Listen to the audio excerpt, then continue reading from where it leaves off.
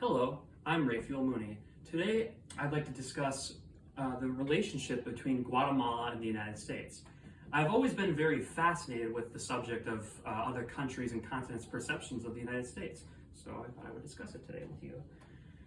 So, a lot of other sources, such as the United States Embassy, which is probably the most knowledgeable that everyone knows, state.gov, and export.gov have all stated that the United States and Guatemala share a mutually beneficial bilateral relationship. I know that sounds kind of confusing, so I'll explain a couple things to you. So, as I said prior, my resources are the United States Embassy, state.gov, and export.gov.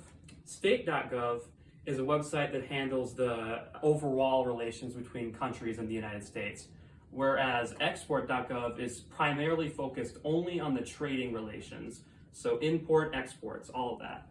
And the next thing I would like to discuss with you is bilateral relationships. So a bilateral relationship, at least when you're talking about a country, is very, how should I put this? It's a two-way street, to put it simply.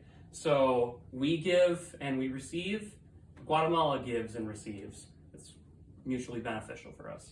And this can be seen through trade, politics, and immigration. So in regards to trade, the United States is actually Guatemala's primary trade partner. Last year, 2020, our trading exports and imports between the two countries actually equaled about $4.9 billion.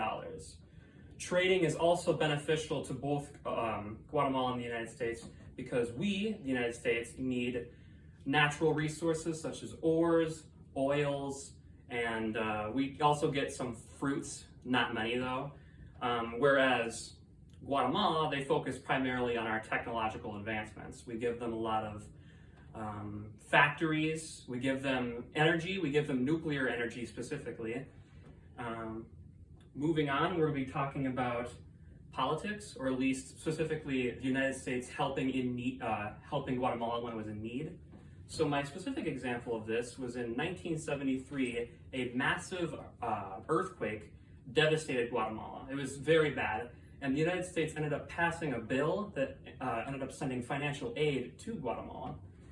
Before I get into the immigration policies later, I'd like to discuss this, which is a immigration chart, specifically immigrants going into the United States throughout the years. You can ignore this bottom one, it's unrelated, it's just percentages.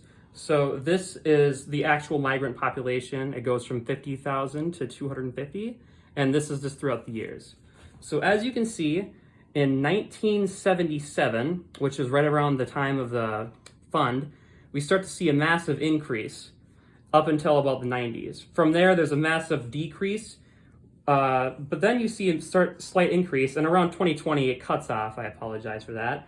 Around 2020, you see it go back up into around the 125,000 population range, and that is because during 2020 there was obviously the COVID pandemic. COVID pandemic seriously hit Guatemala, and it was very bad. But the United States ended up sending a lot of our own COVID vaccines. I believe 4.5 million COVID vaccines were sent to Guatemala. Now that I've explained that, I'd like to go on to the immigration policies and how we're very similar. Guatemala, they have an autonomous citizenship. And what autonomous citizenship basically means is that no matter where you go, you will be considered a Guatemalan citizen as long as you pass the citizenship test or were born in Guatemala. This is similar to the United States. However, the United States, in terms of our freedoms, or at least our autonomous citizenship, it can be limited due to crime. So, for example, if you rob a bank, you will probably be put in jail, which would be limited freedom. That's just really the one very minor difference.